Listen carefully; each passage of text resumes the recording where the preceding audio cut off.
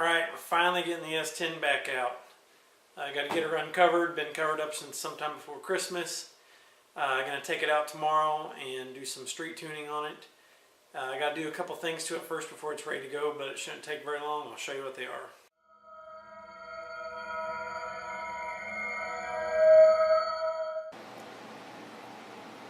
Alright, the first problem I'm having with this truck was when we would go to start it, the wideband would pretty much die out every time we started it.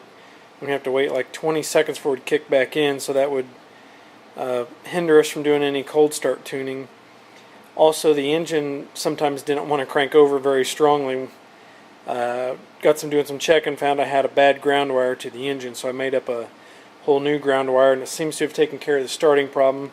However, sometimes the wideband still cuts out. So to prevent that, I'm going to mount this battery in the bed temporarily. I'm just going to kind of lay it back there. I am going to fuse it so I don't have to worry about if something happens to the wires of burning everything up because I can't get to the battery. But I'm going to set the battery in the back of the bed. There's my street tires. Set the battery in the back of the bed right there and run some wires down the existing drain holes that are there so I don't have to drill anything. And I'll run those to the wideband. So that's going to be my solution to that. Kind of dark in here, but here we go. Let's make sure it works.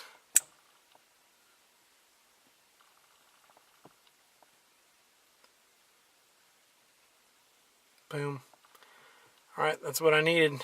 Well, I'm headed over to Pete's house. It's about a 30-minute drive. I almost decided not to do it because when I was leaving the house, it was misfiring so bad. But I got out on the road and I started shifting it manually, and it helped it a lot. The air-fuel ratios keep bouncing around from 13.8 to 16 sometimes, depending on what load I'm doing. And you can really tell in the truck exactly when it goes lean and when it goes rich. You feel the motor changing pitches. So hopefully we can get that figured out today. Said my main concern today is get some drivability issues figured out, make it at least drivable, and then go from there. But right now it's very, very finicky and I'm really nervous, so hopefully I make it. Alright, we're tuning now. Found out why I was running so bad on the interstate, because I left a spark plug wire loose. So anyways, it's running 100 times better now, and we're getting somewhere finally. Alright, we're going to try easing into it here.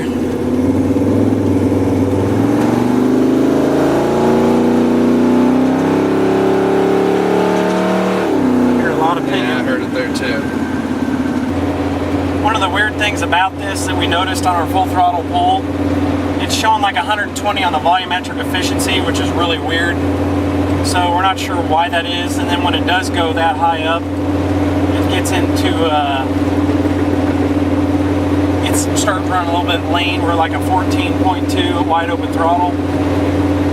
Whereas if we just roll into the throttle, it's a lot better. But if we flat-footed, it seems to be bad. Also, I'm noticing now on my way home that we have the torque converter set. As soon as this thing goes into like 4th gear, it does a little bit of a ping in just moderate throttle, and when it hits TCC, it's 65 to 70 when the torque converter's locked up. It shakes the whole truck bad. It feels like it's a bad misfire, but I think it's just the cam from the lobes on it. So we got probably 1, maybe 2 more sessions to go before we get it dialed in. It's pretty good now. It's drivable. The air fuel's driving pretty good. Right now I'm driving it home. I have the narrowband O2s from the factory plugged in. It seems to be doing pretty good. A little bit of tweaking down low is probably needed though, but it's expected on a build like this. So next time we'll do some more tuning. Might get some video of outside the car going full throttle. It'll just absolutely obliterate the tires if you leave from a dead stop and floor it. I got the drag radials on it right now, but it's definitely got a lot more power, no doubt about it. And we're not sure what's up with the volumetric efficiency, but we'll get it figured out, I got no doubt. He knows way more about this than I do, so I'm going to kind of leave some of that up to him because I have no idea what I'm doing yet. Alright, so we had a real good tuning outing last time. We're probably about 90% done. We got a little bit to clean up in the top RPM as far as knock sensors, and we're not sure if it's the engine went lean towards the top end of the RPM on this thing. We're not sure if it's a fuel pump issue or if it just needs a little more fuel added to it, because we had quite a bit of fuel added to it. So we're going to do a little more tweaking on that, and if necessary I'll change the fuel pump or put one of those power boosters on the pump. We'll figure something out there. One of the things that was weird was the volumetric efficiency in the HP tuners was above 100 when we were over 5,500 RPM. Not sure if it's an error or if what we're doing is right, but everything we have set up is right, but it's going up to like 120 above 5,500 RPM, which is kind of weird if the volumetric efficiency of this thing is that high. I know the intake is helping flow the air into there, and these heads are flowing great too. We're down to like 19 degrees of timing on this thing at wide open throttle to eliminate the pinging. I'm going to attempt to drive it to work tomorrow, see how it goes. It drove fine when I drove it home from Pete's house the other day. The next thing I want to do to this thing, I'm going to get the ram air tubes installed on the intake, see if that makes any kind of a difference. And I got to lengthen one of the fuel lines just a little bit because the ram air tube hits it. Do a little bit more cleaning up under the hood. My map sensor is still kind of dangling there, doing just out in the breeze, so I need to get that tidied up. Also ran into a big problem. I'm using innovative widebands, and they weren't giving me good accurate readings. I could drive down the road and they would go into errors, and sometimes just they drop out, show the heaters coming back on again. Don't know what was going on there, but it was getting really frustrating. Plus the HP tuners was not reading what my gauge was reading, so we ended up putting Pete's air fuel ratio in there, and it seemed to help out a lot. So that got us on the right track then. So we'll take it out again next nice day. It's not going to be nice for a little while again because the weather is starting to go back downhill here. But if we find a good nice weekend, we'll take it out, and then if everything checks out good, if we get the issues of it going lean up top figured out, we'll take it to the dyno and see what it does there. I'll rent out the dyno for an hour or whatever I need to do. See exactly what this thing makes at the rear wheels. The other thing I do not like about this, my exhaust with this intake and everything, it does not sound that great. I'm going to see if we can lower the RPM down a little bit, make it sound a little better. But it almost sounds like a Harley Davidson running out each bank. They say that's because the intake isn't scavenging out of the other cylinders. It's actually causing a misfire. That's why they say you get that good idle sound of a nasty cam. It's kind of getting random misfires in there when it does that. So I'll see if we can lower the RPM down, maybe get some sound back to it. Don't know if I should keep this intake on it or go to a standard LS7. Do you keep the horsepower and deal with the sound that doesn't sound that great, or do you cut horsepower and have the sound you like? Some people say I should go with the intake that sounds better, but I'm kind of torn. I think it puts out more horsepower, so I'm going to leave this intake on here for quite a while anyways. I'm sure I'll end up swapping this engine back out to something different again in a year or two. Maybe do a turbo deal, I'm not sure. Well guys, I thought we were going to be home free here pretty quick because the truck was running great. Took it to work today, and the guy mentioned to me, man, that left side it doesn't sound right. It sounds different than the right side. I agreed, it did. Air fuels looked alright, but you put a temperature gauge over here. This one was about 170 degrees hotter than the right bank. So I kind of got to tweaking these throttles a little bit down here. Didn't have to move them much, and I got them a little bit closer. Still wasn't right. It still didn't sound right. So I had this, and I had never used it yet. I thought we had this thing pretty much figured out. This is a little synchrometer, measures how much airflow you got going in. So it's not made for this diameter of intake, but I put something around it and sealed it off. On this side, which is the right bank, I was pulling looks like 10 kilograms an hour or whatever that's measured. this bank over here 2 to 3 kilograms per hour. So I'm like, okay, well, I'll adjust the throttle blades. So I adjust just this side only, bring it up to match this side. Well, that was all fine and dandy. And then I lowered my idle down a little bit with this main adjusting screw here. Alright, we're sucking 10, we're sucking 10. Everything's, well, actually, when I shut the idle down, it was down around 4 to 5. So I'm like, cool. Check temperatures. About 230 degrees hotter now over here than over here. Cylinders sound even worse now, even though I got the same airflow. So apparently the way I have my IAC plumbed in, it's favoring the left side, which is this set of injector runners. So I got to redesign something. I kind of got it figured out in my head, but I'm not 100% sure I'm going to do it, make it look good. Just bear with me, I'll figure it out, and I'll show you what I come up with.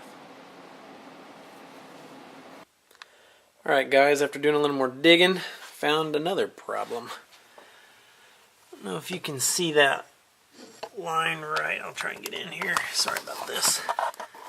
See that line right there? It's apparently been really hot and doesn't like vacuum. So that's creating a massive vacuum leak. And then if you come over here, it's not just the lines that are the problem. Fitting right there, that black part, it's melted off too. So I'm gonna have to do some hard line or something totally different. Either way, I will succeed some way. Alright guys, I finally have a plan, and if this doesn't work, I think I might throw the towel in on this project. At least the intake anyways. My main problem with running anything under the intake is there's just no room. And if I do put something under the intake, it has to be attached to it when I put it down. Also remember, the throttle cable has to run under the intake and can't be pinched. And there's not much room between left bank and right bank intake runner to put anything very wide, because there'd be no room for fittings. That's my main dilemma. I also thought about running a tank somewhere else, a vacuum canister, but all those just didn't work. I need something that's close to the intake. So here's my proposed solution. Might look kind of corny now, but I think I can make it work. I'll run a tube on top of the fuel rail, and I'll run tabs from here down to here and have it screw into like the fuel rail bracket, so it'll look like it's made for it. It'll be cut off here, and it won't go any further back than right there. And I'll fancy up the ends somehow. And I'm going to run 90-degree fittings off of each intake runner and snake them up through here and plug them in up here. So there'll be 4 fittings on each side. I think this tube might be too big because I think it's going to have too much of a vacuum chamber. I also have to run my map sensor off of the vacuum. The problem that we have with the vacuum for the map sensor with this setup, say I put the map sensor like up here somewhere, or line coming off of it, well, when you go wide open throttle, before the map sensor senses that it's wide open throttle, the vacuum has to be totally depleted in the chamber, or in the vacuum canister, whatever you want to call this thing. So I'm going to figure out what size I think I need, and I'm just going to run rubber hoses for now up to it and zip tie it to the rail. And then when I get figured out exactly what size I need, then I'll make a final product and probably run like a small stainless braided line up to it so it looks like something. It might look kind of corny now, but I think it'll actually look alright when I get it done. So bear with me. I'm hoping to get this project back on the road here pretty quick. The weather right now is not cooperating, so it doesn't matter about that right now. Anyways, I can't take it out, so we'll see how this goes. Alright guys, here's what I decided to go with. It's an 1.25 inch tube, aluminum tube. It's a pretty thick wall. It's a 1/4 inch wall. That way I can tap out for my fittings and I don't have to worry about welding bungs in it. It'll get cut down a little bit in size, and also it helps the chamber not be quite so big, so when I go wide open throttle, the vacuum should deplete real quickly, and we'll keep our map sensors accurate, or map sensor accurate. So I'm going to go with, I'm going to clean this thing up, measure it off, cut it down to size, and then try and make it look somewhat good where I put all the fittings. I'll keep them equally spaced, put it in the mill, and drill all my holes so they're all the exact same line. So that's what I'm going to do. Alright, I got this thing chucked up in the mill. It should be real easy to do with my digital readout. Just go over equal space 4 times, flip it around, do the same thing. They're obviously staggered, or I'd go straight through to the other side. But I'll drill it, tap it, flip it, drill it, tap it, and then figure out where I want to put my map sensor and my idle air control line coming into it. Here we go.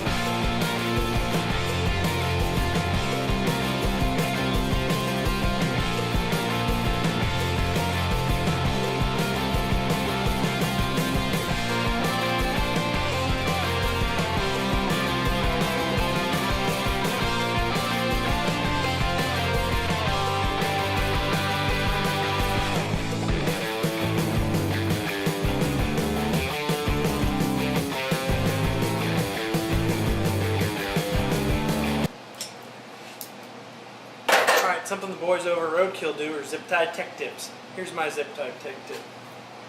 Find out where you want your tap at. Run your zip tie down where you want it. Tighten her up real good with a pair of side cutters.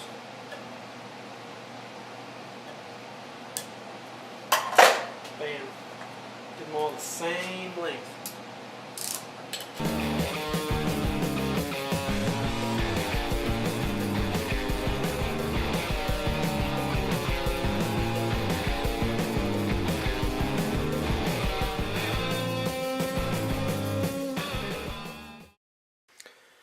Alright, there I got my tube made up. You can see how the holes are going to come out there between each runner. I'm going to use straights up there and then 90s underneath. And I think I'm going to be able to put my map sensor somewhere back here like this. I'll drill a hole for that and stick it in. And then I'll clean the entire tube out inside real good. Make sure there's no metal shavings. And then I'll figure out what I'm going to do on each end.